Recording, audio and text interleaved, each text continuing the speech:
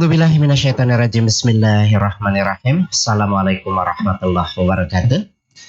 Alhamdulillah, syukur luar biasa sore ini. Alhamdulillah kita jumpa lagi di channelnya Al Mukarram Al Ustadz Kiai Haji Dr. Azi Ahmad Tajuddin di Umat Bertanya Ustadz Menjawab. Dan hari ini alhamdulillah kita sua lagi dengan beliau, dan mudah-mudahan masalah-masalah yang kita hadapi hari ini bisa dijawab langsung oleh beliau, dan mudah-mudahan semuanya dalam kondisi sehat walafiat, tetap semangat untuk terus meneruskan apa yang harus kita lakukan sebagai seorang muslim. Assalamualaikum Ustaz. Waalaikumsalam warahmatullahi wabarakatuh. Alhamdulillah sehat ya Ustaz ya. Alhamdulillah. Ustaz, ngomong-ngomong nih langsung ke pertanyaan. Gimana, karena kita itu hari ini Masya Allah ya, bahagia, anak-anak kita itu ada yang naik kelas, ada yang meneruskan kuliah dan segala macam. Kita sore ini topiknya ingin membahas mengenai pendidikan atau Islam itu kan identik sekali dengan bagaimana mendidik generasi selanjutnya. Betul. Ya, idealnya gitu ya. Ini langsung ke pertanyaan-pertanyaan saja, bahwa banyak hal yang kita ingin tanyakan mengenai sistem pendidikan Islam dan idealnya seperti apa, dan bagaimana proses yang harus dihadapi orang tua ketika menghadapi mendidik anak ini gitu. Karena hari ini ya mohon maaf kalau melihat banyak yang terjadi di sekitar kita, hasil pendidikannya belum seperti apa yang seharusnya gitu ya. Gitu ya. Kalau mau melihat hasil pendidikan hari ini kan ya mestinya secara utuh ke Islam gitu ya. Karena sistem pendidikan hari ini tidak seperti itu. Harusnya seperti apa nih Ustaz? Ya baik, bismillahirrahmanirrahim. Alhamdulillah wa kafa wassalatu wassalam ala nabi Mustafa wa ala alihi wa ashabihi ahli sidqi wal wafa. Amma ba'd. Baik ikhwan fiddin rahimakumullah, sepaman yang sama-sama Allah muliakan. Bicara masalah tentang pendidikan, sesungguhnya adalah yang menjadi hal penting itu dengan apa anak-anak kita dididik, begitu. Jadi kalau misalnya kita mendambakan anak yang soleh ya, anak yang punya akhlakul karimah, akhlak yang baik, kemudian ingin mengidolakan Nabi Muhammad sallallahu alaihi wasallam, betul, mengidolakan para sahabat. Nah, masalahnya adalah, jika dulu Nabi Muhammad sallallahu alaihi wasallam itu menyentuh, mendidik generasi sahabat, kemudian melahirkan sosok-sosok yang hebat yang kita kenal dalam sejarah saat ini, ya tentu yang paling penting kalau kita ingin ya mencontoh, maka didiklah mereka seperti mereka dididik dulu. Gitu. Sebab Imam Malik mengatakan ya tidak akan baik masalah umat akhir zaman ini kecuali dikembalikan kepada masaluha awaluha, gitu katanya ya. Jadi bagaimana generasi awal kita dulu dididik. Nah, sebab apa yang dibaca oleh kita, Qur'annya sama, hadisnya sama, kemudian juga para ulama juga menyampaikan hal yang sama, begitu ya. Jadi intinya adalah kalau seandainya kita ingin mendapatkan atau melahirkan generasi yang unggul, yang saleh dan saleha, tentu kuncinya adalah kalau dulu ya bisa melahirkan sosok ulama, sosok yang manusia yang hebat, yang mulia, maka kita tinggal mencontoh saja. Dengan apa? Tentunya mereka dulu dididik, begitu ya. Nah itu. Nah, jadi ibaratnya begini ya Ustaz Maman. Jadi kalau seandainya tadi saya bahasakan, kok kitabnya sama, bacaannya sama, begitu ya. Apa yang kita gali juga sama. Kenapa hasilnya belum sama, kan begitu. Jadi ibaratnya begini, kalau mendidik itu sama dengan kita menanam. Pohon kurma, ajwa lah katakan. Teman tahu kan? Kenal ya, kurma ajwa itu. Ya. Kalau seandainya kita ambil tuh ya, misalnya bibitnya atau pohon yang sudah ya tumbuh kecil, kemudian dipindahkan ya, yang biasanya ditanam di Madinah, kemudian ditanamkan ke Indonesia. Ada dua kemungkinan. Jadi pohon itu tumbuh tapi tidak berbuah. Betul. Atau tidak tumbuh sama sekali. Mati. Nah, gitu. Sehingga apa bedanya? Yang membedakan itu kondisi cuaca, tanahnya, kemudian juga banyak hal. Nah, sama begitu ya. Quran yang sama, hadis yang sama, itu tidak bisa langsung begitu ya. Maka mesti dikaji dulu, dikondisikan dulu bagaimana Quran dan hadis itu dulu ya disampaikan, dididikkan kepada siapa? Para sahabat, tabi'in. Nah, sehingga apa yang mestinya begitu ya dulu tanaman itu ditanam pada situasi kondisi dan juga tanah yang memang mendukung, nah begitulah pendidikan. Jadi bukan hanya masalah menyampaikan, menghafalkan, bagaimana memindahkan hafalan yang satu ke hafalan yang kedua, bukan. Tapi bagaimana ciptakan ya media tanamnya, ciptakan kondisinya, ciptakan lingkungannya, sehingga paling tidak kalau kita sudah menciptakan ya berusaha untuk menyiapkan media tanamnya, paling tidak insya Allah begitu ya, buah itu juga akan menyerupai buah yang sama gitu ya dengan Jadi tempatnya. ada sebuah kesalahan diagnosa atau mungkin strategi atau mungkin uslubnya gitu Ustaz. Betul. Dalam pola gitu pendidikan generasi hari ini yang tidak lagi berpijak kepada apa yang telah salafus soleh pernah didapatkan. Iya, ya itu tadi begitu ya. Jadi ibaratnya ya, kalau misalnya kita mau memindahkan ikan yang biasa di laut itu ikan, maka kan si air itu juga harus sama begitu ya, supaya si ikan itu tetap hidup. Nah, sama begitu.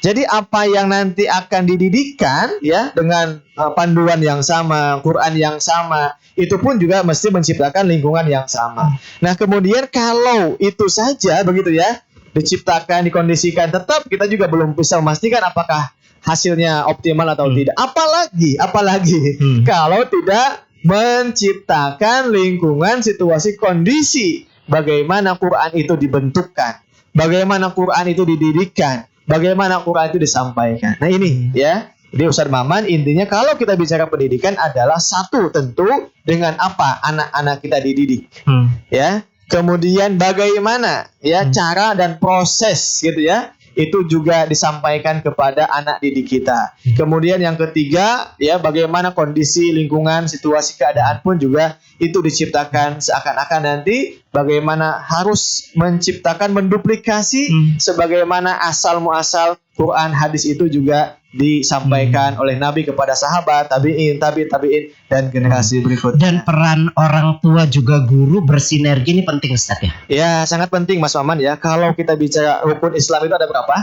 Ada 5. Ada 5. Nah rukun pendidikan juga ada 5. Oh. Ya, artinya kalau bisa rukun itu tidak boleh tidak ada. Ya. Mesti ada. Harus komplit. Ya, apa saja rukun pendidikan? Yang pertama itu ada seorang guru ya.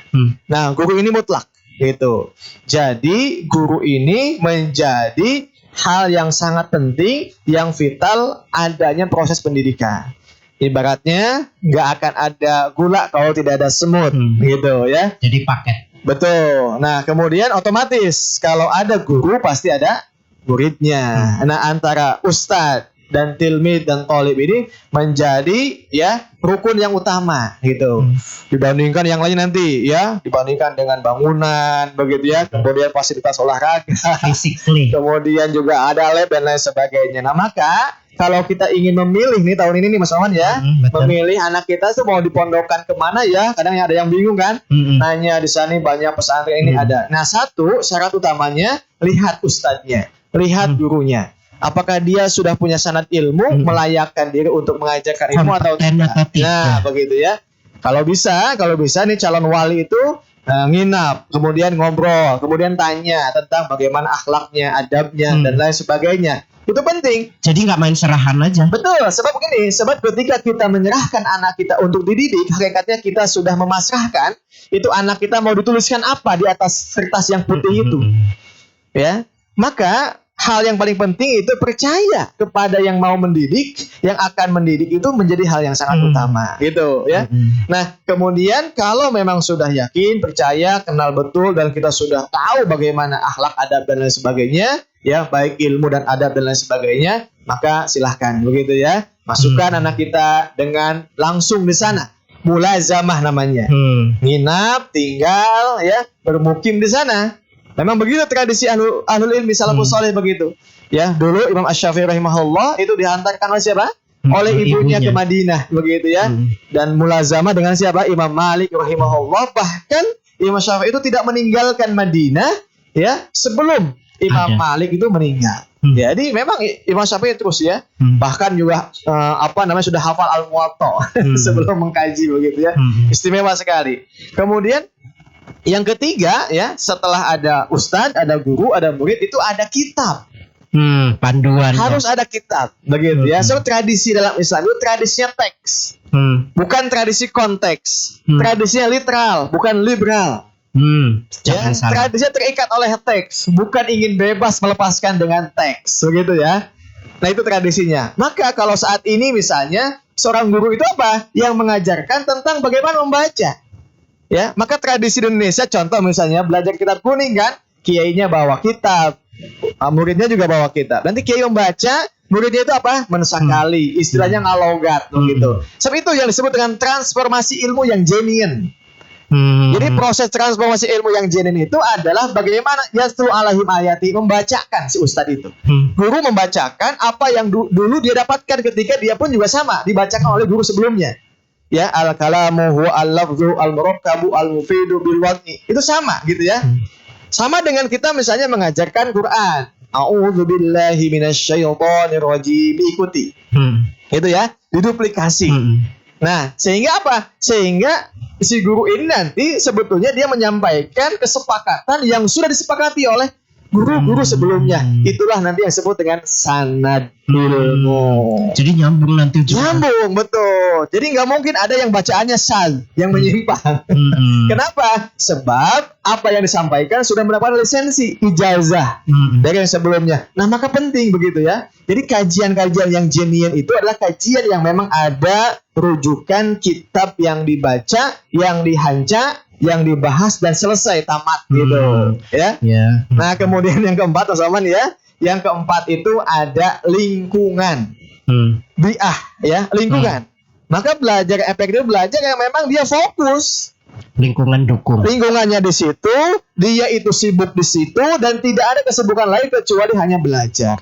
Nah hari ini kadang-kadang apa yang susahnya itu tadi ya, apa hatinya disibukkan dengan tayangan, tontonan gitu ya. Sehingga apa? Sehingga orang yang sedang belajar itu dia tidak fokus.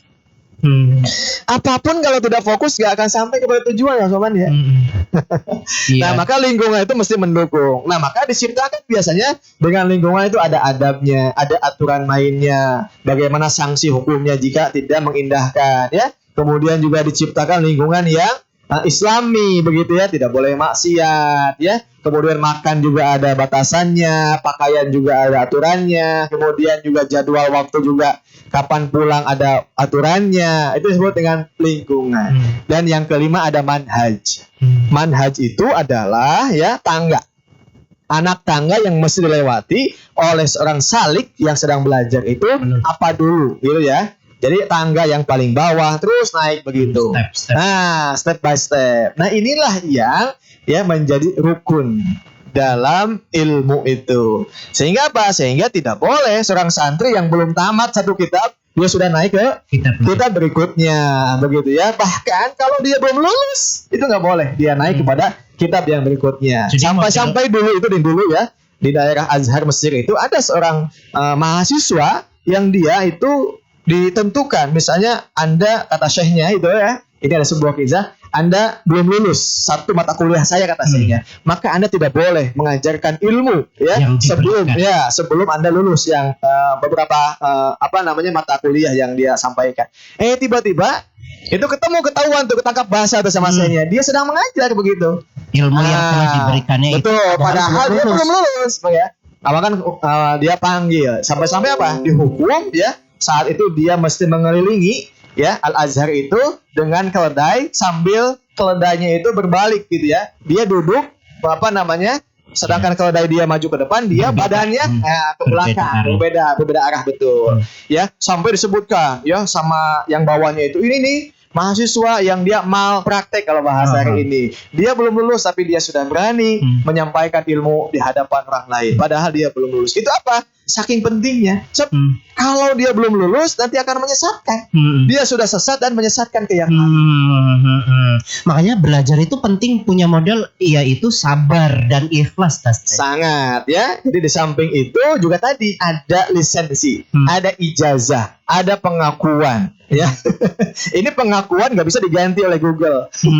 Pengakuan ini nggak bisa diganti dengan misalnya kita hanya nonton TV saja nggak bisa. Maka pentingnya talaki, mulazamah, ini dua kunci ya. Belajar itu, talaki kita langsung tatap muka, ketemu langsung tanpa ada batas. Mulazamah dia intensif, tinggal menetap dengan di mana syekhnya menetap. Dengan batas waktu. Iya, yang tentu dengan batas waktu yang ditentukan. Kalau dulu menghasilkan orang-orang yang begitu fakih terhadap ilmu, dia begitu meyakinkan terhadap ilmu. Kenapa zaman-zaman abad ke-20 ini banyak sekali orang yang secara pendidikan labelnya atau tingkatannya begitu tinggi, tapi secara kredibilitasnya kok tidak seperti apa yang seharusnya ya? Apa tadi ada malpraktek yang terjadi seperti yang di Mesir tadi cerita Ustadz? Iya, bisa jadi itu, atau juga umat Islam sudah mulai ya bahwa tradisi belajar Islam itu tidak mengikuti manhajnya tadi.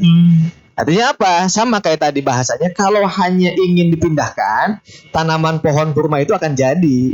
Cuman mungkin dia tidak berbuah atau mungkin tidak jadi sama sekali. Nah, apa di antaranya ya, ada beberapa yang belajar Islam itu hanya bagaimana memindahkan kepala gurunya ke kepala siswanya, muridnya. Mungkin bisa, mungkin dia hafal.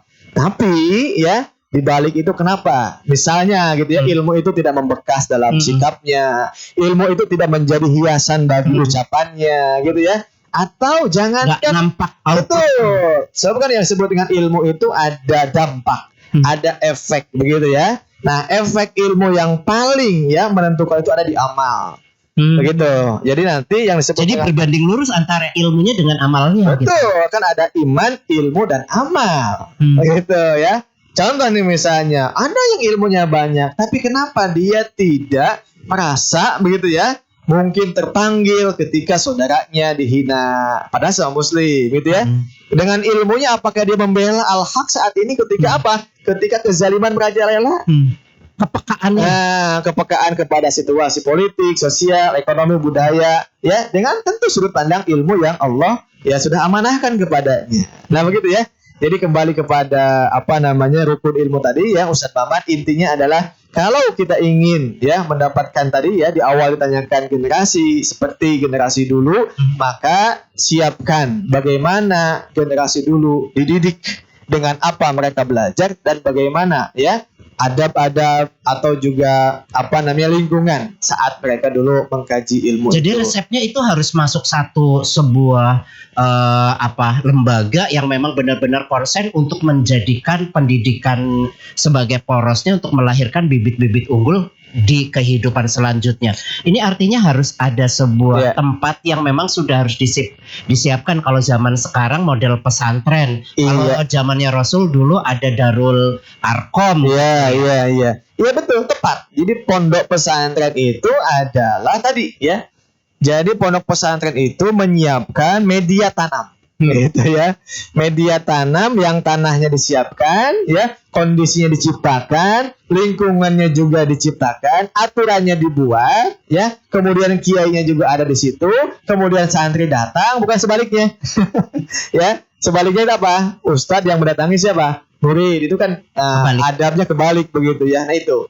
Jadi intinya kalau ilmu ini adalah milik Allah dan Allah hanya akan menitipkan ilmu ini kepada yang dia kehendaki, may yuridillahu bihi khairan yufaqihu fiddin, maka apa yang sudah dicontohkan, apa yang sudah dilakukan oleh keberhasilan sahabat Nabi dan generasi selanjutnya, maka itu yang mesti diduplikasi. Ya, tinggal copy paste ya. Betul. Alhamdulillah jawabannya insyaallah memuaskan. Silakan bagi Anda yang mau bertanya, nanti di sini ya akan ada nomor yang bisa Anda hubungi untuk bisa bertanya apapun, khususnya tentang bagaimana sih sistem pendidikan Islam, atau bagaimana sih Islam menempatkan sebuah pendidikan sehingga menjadi sesuatu hal yang penting, karena generasi yang selanjutnya akan dipimpin oleh orang-orang yang harusnya amanah dengan ilmu, bukan ilmu yang akhirnya menjadikan dia mampu membodohi ya kita semuanya. Kita break dulu, insya Allah nanti kita ketemu lagi di session-session selanjutnya. Mudah-mudahan ini bisa menjawab pertanyaan-pertanyaan bagaimana alternatif dalam pendidikan. Ini yang harus penting kita lakukan, karena memang sebagai seorang muslim diwajibkan untuk usaha. Wabillahi taufiq wal hidayah. Assalamualaikum warahmatullahi wabarakatuh. Syukran Ustaz.